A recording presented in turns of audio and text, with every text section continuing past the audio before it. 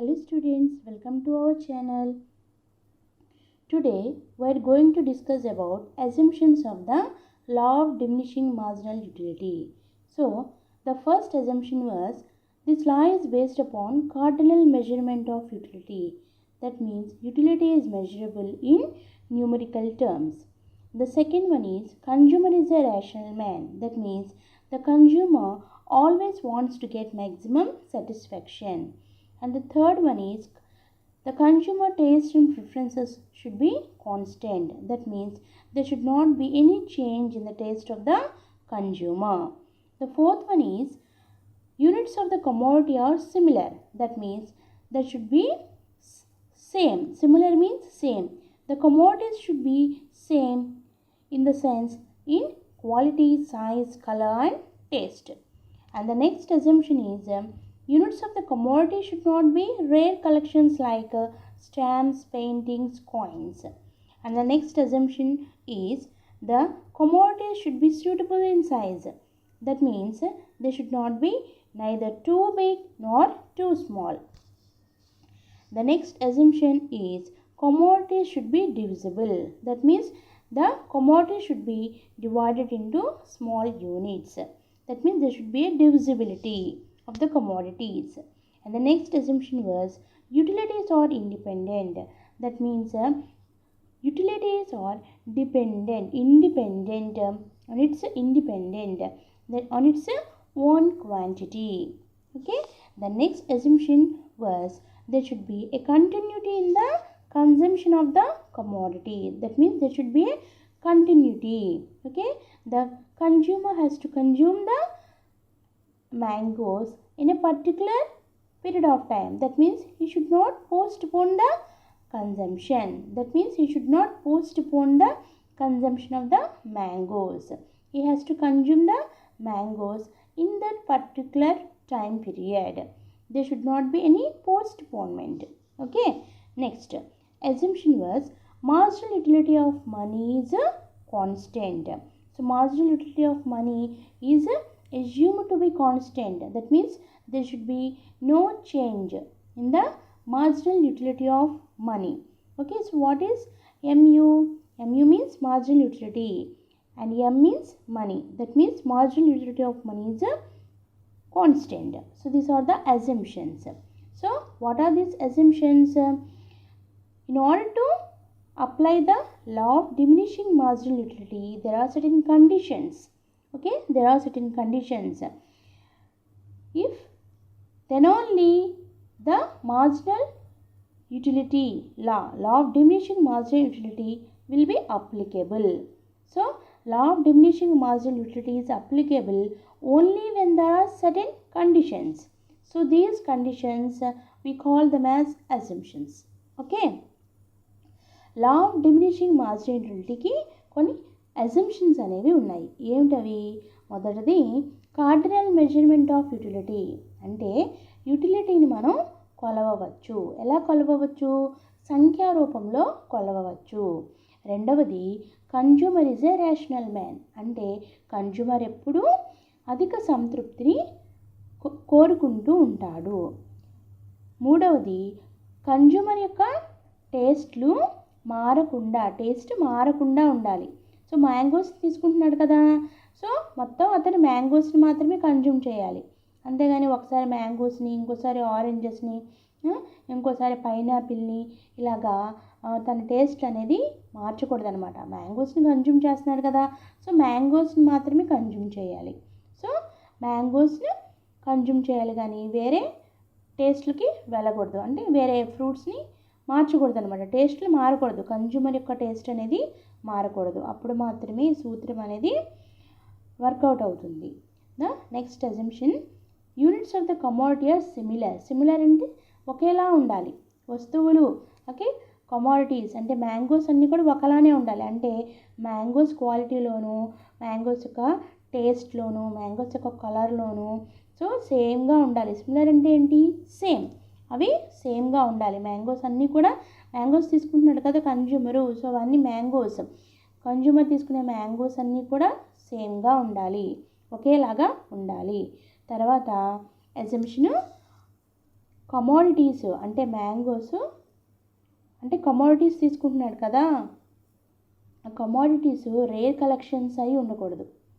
ఓకేనా, అంటే stamps, coins, paintings అలా ఈ రేర్ కమోడిటీస్, రేర్ కలెక్షన్స్ విషయంలో ఈ సూత్రం అనేది వర్తించదు. కాబట్టి ఈ సూత్రం వర్తించాలి అంటే రేర్ కలెక్షన్స్ అయి ఉండకూడదు అనమాట. అంటే రేర్ కలెక్షన్స్ అంటే స్టాంప్స్, కాయిన్స్, పెయింటింగ్స్. ఓకే, ఇప్పుడు మ్యాంగోస్ తీసుకుంటున్నాడు, మ్యాంగోస్ అనేది రేర్ కలెక్షన్ కాదు కదా. ఓకే, అదనమాట. సో ఇంకోటి ఏంటంటే అజంప్షను, కమోడిటీస్ సూటబుల్ సైజులో ఉండాలి. అంటే మరీ పెద్దవిగాను మరీ చిన్నవిగాను ఉండకూడదు. అంటే ఇప్పుడు మ్యాంగోస్ తీసుకుంటున్నాడు కన్జ్యూమరు, ఒక మ్యాంగో మరీ పెద్దగా ఉండటం, ఇంకో మ్యాంగో చిన్నగా ఉండటం, అలా అనమాట. సో సూటబుల్ సైజులో ఉండాలి. ఓకే, తర్వాత కమోడిటీస్ డివిజిబుల్గా ఉండాలి. అంటే మనం డివైడ్ చేయడానికి వీలుగా ఉండాలి. తర్వాత అసంప్షను యుటిలిటీస్ ఇండిపెండెంట్ అంటే స్వాతంత్రంగా ఉంటాయన్నమాట. సో యుటిలిటీస్ అంటే ప్రయోజనాలు స్వాతంత్రంగా ఉంటాయి. ఓకే, తర్వాత కంటిన్యూటీ అనేది ఉండాలి. కన్జ్యూమ్ చేస్తున్నాడు కదా మ్యాంగోస్ని వినియోగదారుడు, సో వాటిని కన్జ్యూమ్ చేసేటప్పుడు కంటిన్యూటీ అనేది ఉండాలి. అంటే మ్యాంగోస్ని తీసుకుంటున్నప్పుడు అదే సమయంలో తీసుకోవాలి, అంతేగాని రేపు, తర్వాత, లేకపోతే మధ్యాహ్నం, సాయంత్రం, ఒక వారం తర్వాత అలా అంటే పోస్ట్పోన్మెంట్ అనేది ఉండకూడదు అనమాట. కన్సంప్షన్ చేసేటప్పుడు పోస్ట్పోన్మెంట్ అనేది ఉండకూడదు. సో అదే టైం పీరియడ్లో తీసుకోవాలి. ఓకే, పోస్ట్పోన్మెంట్ అనేది ఉండకూడదు. తర్వాత మార్జినల్ యూటిలిటీ ఆఫ్ మనీ కాన్స్టెంట్గా ఉంటుంది. అంటే ఇక్కడ ఎంయుఎం అన్నాం. ఓకే, ఎంయుఎం కాన్స్టెంట్ అంటున్నాం. అంటే ఎంయు అంటే మార్జినల్ యూటిలిటీ, ఎం అంటే మనీ. సో మనీ యొక్క మార్జినల్ యూటిలిటీ అనేది ఎలా ఉంటుంది, కాన్స్టెంట్గా ఉంటుంది. సో ఇక్కడ law of diminishing marginal utility work out అవ్వాలంటే కొన్ని కండిషన్స్ ఉన్నాయి. ఏమిటా కండిషన్స్? ఆ కండిషన్స్ని మనం ఇక్కడ అసంప్షన్స్ అని చెప్పుకున్నాం. తర్వాత లిమిటేషన్స్ అంటే ఏంటి? కొన్ని సందర్భాల్లో ఈ law of diminishing marginal utility అనేది వర్కౌట్ అవ్వదు, పనిచేయదంట. ఏమిటవి? డ్యూరబుల్ వస్తువుల విషయంలో, అంటే మన్నిక గల వస్తువుల విషయంలో ఈ సూత్రం అనేది పనిచేయదు. ఎప్పుడైతే వినియోగదారుని యొక్క టేస్ట్లు మారుతాయో అప్పుడు ఈ సూత్రం అనేది వర్కౌట్ అవ్వదు. అంతేకాకుండా కాంప్లిమెంటరీ గూడ్స్ విషయంలో, అంటే బైకు, పెట్రోలు, వాటిని కాంప్లిమెంటరీ గూడ్స్కి ఎగ్జాంపుల్ కింద తీసుకుంటాం కదా. ఓకే, ఈ కాంప్లిమెంటరీ గూడ్స్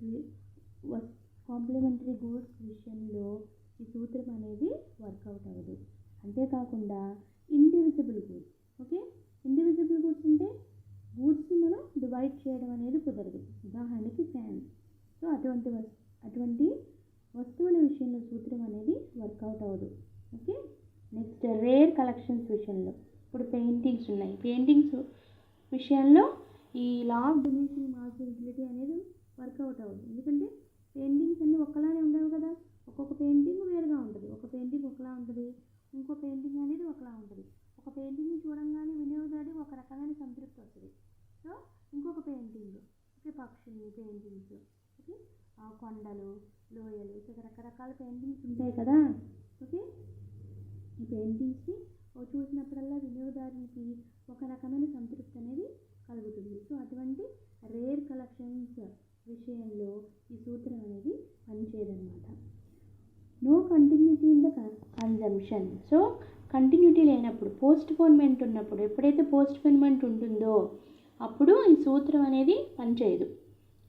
అంతేకాకుండా సిమిలర్గా లేనప్పుడు, వస్తువులు సిమిలర్గా ఒకేలాగా లేనప్పుడు, ఓకే, ఒకేలాగా లేనప్పుడు అంటే సైజ్ విషయంలో కానీ, టేస్ట్ విషయంలో కానీ, కలర్ విషయంలో కానీ ఒకేలాగా లేవనుకో, మ్యాంగోస్ అన్నీ వేరువేరుగా ఉన్నాయి, కలర్లో వేరుగా ఉన్నాయి, టేస్ట్లో వేరుగా ఉన్నాయి, అప్పుడు ఈ సూత్రం పనిచేయదనమాట. Okay, coming to the limitations of the law. Okay, so this law of diminishing marginal utility is not applicable, okay, in certain conditions. So what are those conditions? The first one is durable goods. So durable goods are those goods we use those goods for a longer period of time, isn't it? So in such a goods, this law is not applicable. So not only that, so when there is a change in the taste of the consumer, this law is not applicable. At the same time, this law is not applicable for complementary goods like bike and petrol. So in the case of divisible goods also, the law is not applicable. So this law is not applicable not for rare collections like paintings. Okay. At the same time, if there is no continuity in consumption, okay, if there is no continuity in the consumption of the commodities, there is mangoes, this law will not hold good. This law will not work out. Okay. At the same time, this law is not applicable when the commodities are not similar. Okay. When the commodities are not similar, this law of diminishing marginal utility is not applicable. These are the limitations of the law. So there is importance of the law. So what is the importance? This law is the basis for law of demand. So we know what is law of demand. When price decreases, demand increases, and vice versa. So this law of diminishing marginality is a basis for law of demand, and this law of diminishing marginality is helpful to formulate the taxation policies. Okay, the government will formulate different types of taxation policies, isn't it? So in order to formulate those taxation policies, this law of diminishing marginal utility is helpful. So this law of diminishing marginal utility is helpful in order to explain the difference between value in use and value in exchange. So we know what is value in use and value in exchange. So water is having high value in use, isn't it? We all need water for our daily activities. Okay, so water is having high value in use and diamond is having high value in exchange. So in order to explain the difference between these, so we need a law of diminishing marginal utility. So not only that, this law of diminishing marginal utility is also helpful in order to formulate the policies regarding redistribution of income and wealth. Regarding the policies related to redistribution of income and wealth. So ఇక్కడ law of diminishing marginal యూటిలిటీకి కొంత importance అనేది ఉంది. ఎందుకని ఏమిటది? ఈ law of diminishing marginal utility law of డిమాండ్కి basis కింద ఉపయోగపడుతూ ఉంటుంది. ఓకే, లా ఆఫ్ డిమాండ్ అంటే మనందరికీ తెలుసు కదా, ధర తగ్గిందనుకో అప్పుడు ఏమవుతుంది? డిమాండ్ అనేది పెరుగుతుంది. ఓకే, ధర తగ్గితే డిమాండ్ పెరుగుతుంది, ధర పెరిగితే డిమాండ్ అనేది తగ్గుతుంది. సో ఈ లా ఆఫ్ డిమాండ్ సూత్రానికి ఇది హెల్ప్ఫుల్గా ఉంటుంది అనమాట. లా ఆఫ్ డిమినిషింగ్ మార్జినల్ హెల్ప్ఫుల్గా ఉంటుంది. అంతేకాకుండా ట్యాక్సేషన్ పాలసీస్ని తయారు చేయడానికి, redistribution of income and wealth, okay, ఆదాయాన్ని రీడిస్ట్రిబ్యూట్ చేయడంలో కూడా ఈ సూత్రం లా ఆఫ్ డిమినిషింగ్ మార్జినల్ సహాయంగా ఉంటుంది. అంతేకాకుండా వాటర్కి డైమండ్కి మధ్యన డిఫరెన్స్ చెప్పడానికి, అంటే వాటర్కి మనం వాల్యూ ఇన్ యూజ్ ఎక్కువగా ఉంటుంది, ఉపయోగ విలువ ఎక్కువగా ఉంటుంది. ఓకే, డైమండ్కి ఎక్స్చేంజ్ వాల్యూ ఎక్కువగా ఉంటుంది. ఓకే, వీటి మధ్యన డిఫరెన్స్ని మనం తెలుసుకోవాలంటే కూడా మనకి లా ఆఫ్ డిమినిషింగ్ మార్జినల్ యూటిలిటీ హెల్ప్ఫుల్గా ఉంటుంది. సో ఇది లా ఆఫ్ డిమినిషింగ్ మార్జినల్ యూటిలిటీ యొక్క importance. Hope you understand this video. If you like my explanation, please comment, like, share and subscribe to our channel. Thanks for watching this video. Have a nice day.